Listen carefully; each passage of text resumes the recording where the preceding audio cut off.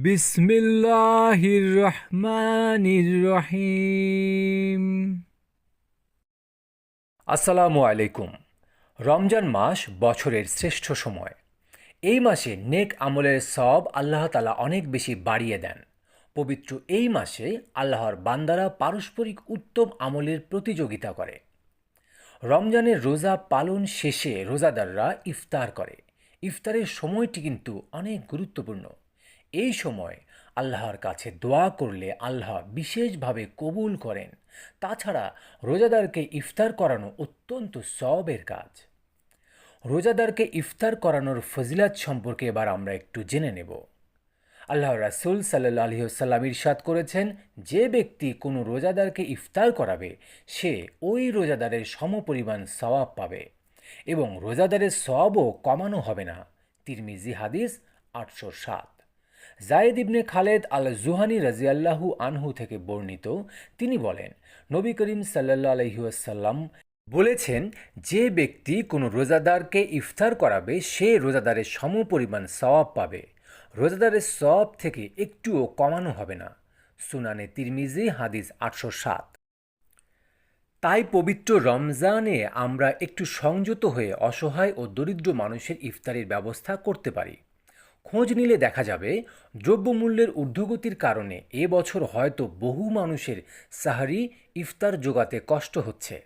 কারণ নিত্য প্রয়োজনীয় পণ্যের দাম দফায় দফায় বাড়লেও বেশিরভাগ মানুষের আয় কিন্তু বাড়েনি।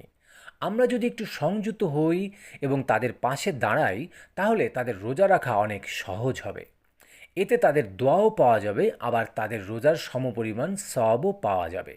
যারা আল্লাহর সন্তুষ্টির জন্য নিঃস্বার্থভাবে মানুষের কল্যাণে কাজ করে, তাদের খাবারের ব্যবস্থা করে, পবিত্র কোরআনে মহান আল্লাহ তাদের সুনাম করেছেন, তাদের জন্য উত্তম প্রতিদানের ঘোষণা দিয়েছেন। মহান আল্লাহ বলেন, নিশ্চয়ই সৎকর্মশীলরা পান করবে এমন পানপাত্র থেকে যার মিশ্রণ হবে কাফুর, এমন এক ঝর্ণা যা থেকে আল্লাহর বান্দারা পান করবে, তারা এটিকে যথাইচ্ছা প্রবাহিত করবে। তারা মানত পূর্ণ করে এবং সেদিনকে ভয় করে যার অকল্যাণ হবে সুবিস্তৃত।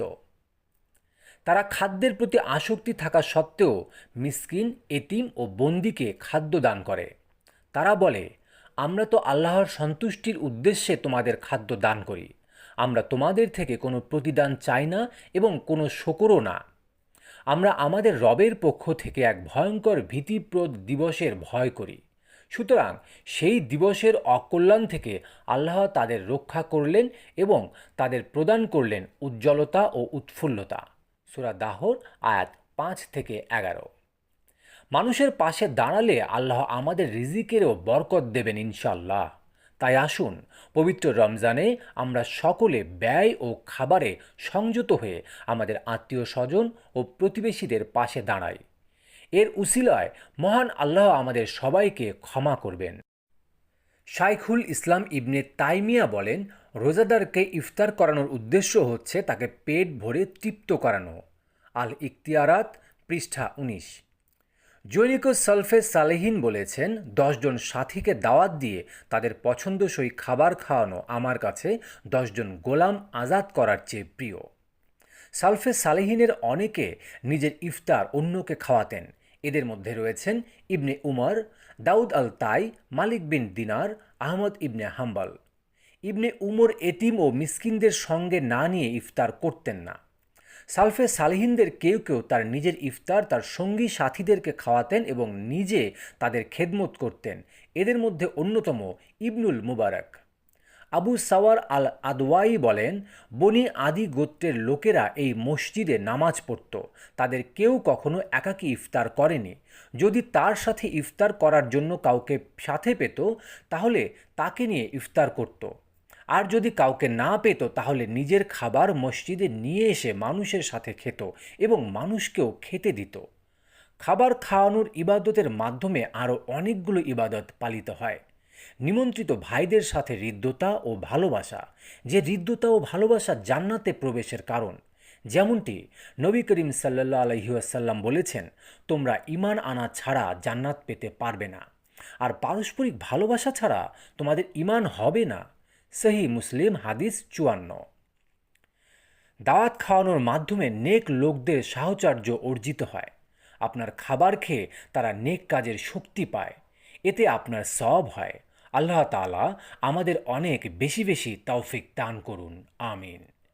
রমজান মাসে আমরা দান সাদকা করি। এই ফজিলতপূর্ণ মাসে অসহায়দের সহযোগিতা করলে অনেক সওয়াব পাওয়া যায়। সংযম ও সাধনার মাস পবিত্র রমজান। আত্মশুদ্ধি অর্জন ও কুপ্রবৃত্তি দমনের মহাসুযোগ এই মাসে। ঈমান, আমল ও ইবাদতের বসন্ত এই মাসটিকে বলা হয়। প্রতিটি ইবাদতের সওয়াব বহুগুণে বৃদ্ধি করে দেওয়া হয় এই মাসে। তাই এ মাসে শারীরিক ইবাদতের পাশাপাশি আর্থিক ইবাদতেরও বিশেষ গুরুত্ব রয়েছে। মহানবী হজরত মুহাম্মদ সাল্লাল্লাহু আলাইহি ওয়াসাল্লাম এ মাসে প্রচুর পরিমাণে দান সদকা করতেন। আবদুল্লাহ ইবনে আব্বাস রাদিয়াল্লাহু আনহু বলেন, মহানবী হজরত মুহাম্মদ সাল্লাল্লাহু আলাইহি ওয়াসাল্লাম কল্যাণের কাজে ছিলেন সর্বাধিক দানশীল, বিশেষভাবে এই রমজান মাসে। কেননা রমজান মাসের শেষ পর্যন্ত প্রত্যেক রাতে জিব্রাইল আলাইহিসসালাম তার সঙ্গে সাক্ষাৎ করতেন এবং তিনি তাকে কোরআন তিলাওয়াত করে শোনাতেন। যখন জিব্রাইল আলাইহিসসালাম তার সঙ্গে সাক্ষাৎ করতেন, তখন তিনি কল্যাণের জন্য প্রবাহমান বায়ুর চেয়েও বেশি দানশীল হতেন। বুখারী হাদিস 4997। তাই আসুন আমরা বেশি বেশি নেকির আশায় আল্লাহর সন্তুষ্টির জন্য রমজান মাসে বেশি বেশি ইবাদত করি, দান সদকা করি এবং মানুষের কল্যাণে কাজ করি। ভিডিওটি ভালো লেগে থাকলে আমাদের ইসলামের আলো চ্যানেলটি সাবস্ক্রাইব করুন এবং এর সঙ্গেই থাকুন। আসসালামু আলাইকুম। ইসলামিক ভিডিও দেখতে চ্যানেলটি সাবস্ক্রাইব করুন।